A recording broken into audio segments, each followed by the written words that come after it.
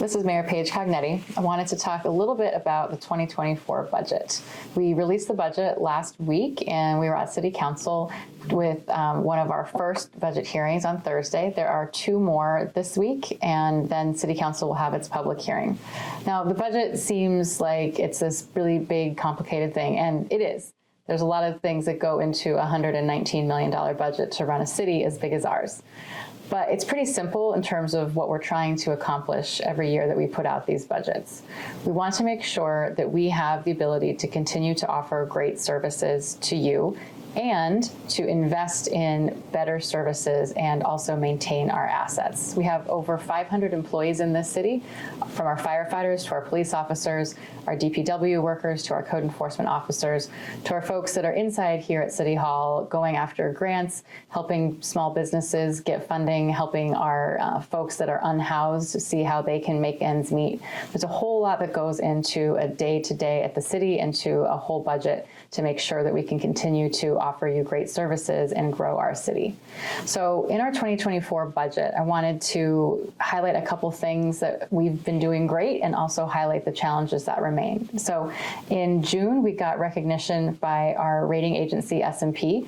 We got lifted into investment grade credit rating. So we're now a BBB-, which is kind of a funny way to say it, but we're investment grade credit rating. It's a recognition of fiscal integrity of the city, of us having a real look at saving funding and not spending too much, but also having a long-term plan. It's very important that we have a long-term plan throughout the years here in Scranton. There have been ups and downs. The pandemic, of course, these first couple budgets that we had to put in quite austere measures to make sure that we were going to see the revenue that we were expecting.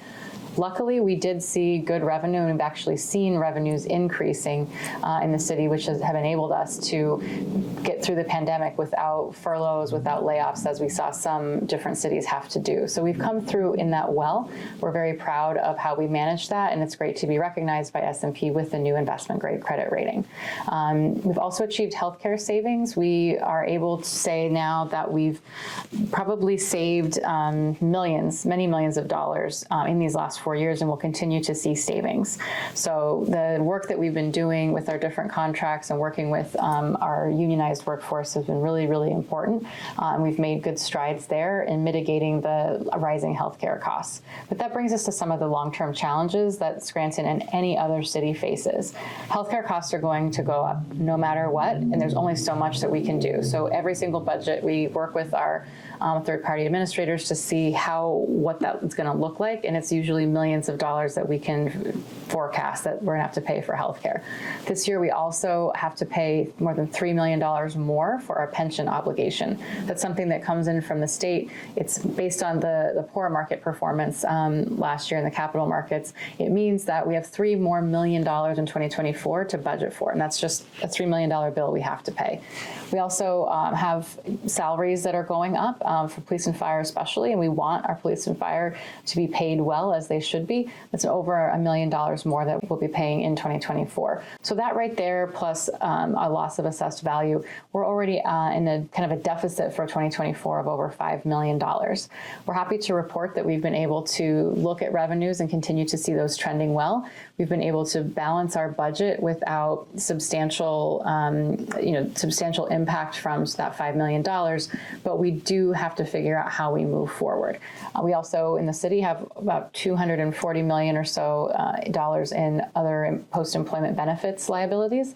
We set up a new account for that, so every year now we'll be putting money toward that, but over $240 million is a large amount of money, and we'll continue to have that hanging over us. So there are a lot of things that hang over us as legacy costs that we've got to figure out in any budget, in addition to all the day-to-day operating pieces.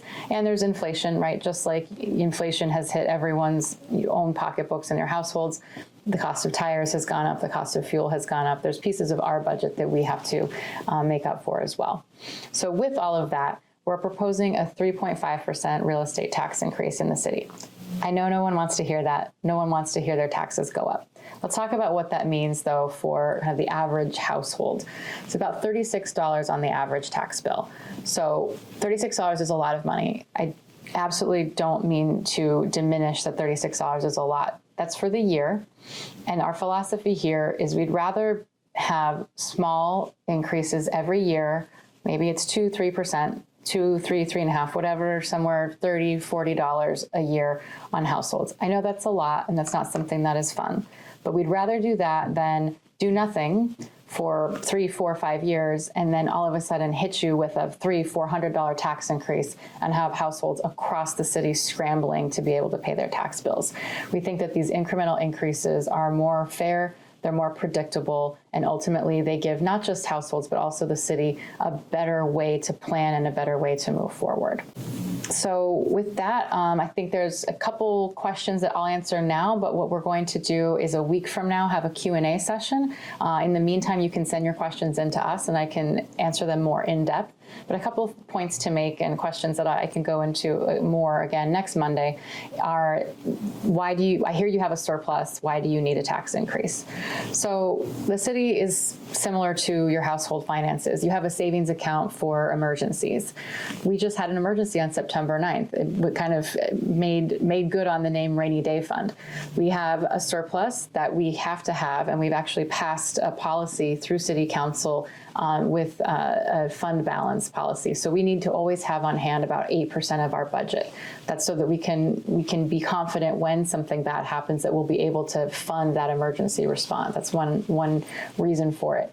We had that happen on September 9th. We're fighting really hard now to get a disaster declaration, and we're hoping that the federal government will come in and basically reimburse us for the costs that we've expended for that flood. But we knew that Sunday morning that we could get the trucks out, get the debris removed, get those banks restored, being able to pay for those services out of our rainy day fund.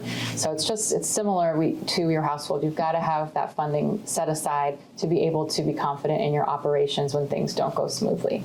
The second piece is, I'm sure people are thinking, well, you have $69 million from the American Rescue Plan, this ARPA I keep hearing about, why can't you just use that?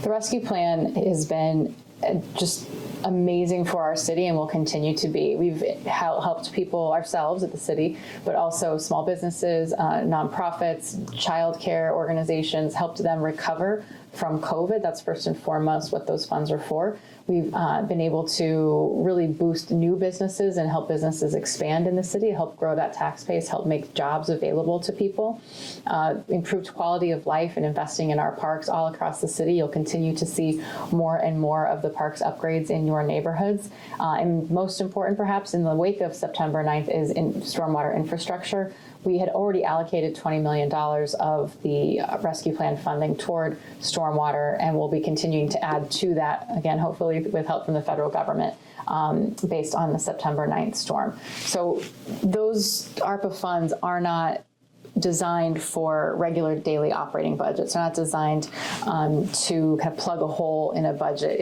if it's not needed. That's what some cities have done. But for us, this isn't really a hole in our budget necessarily as needing to make sure that revenues in some way keep up with growing expenses. A 3.5% tax increase in no way makes up for the $5 million that we have to spend from that pension obligation, for example.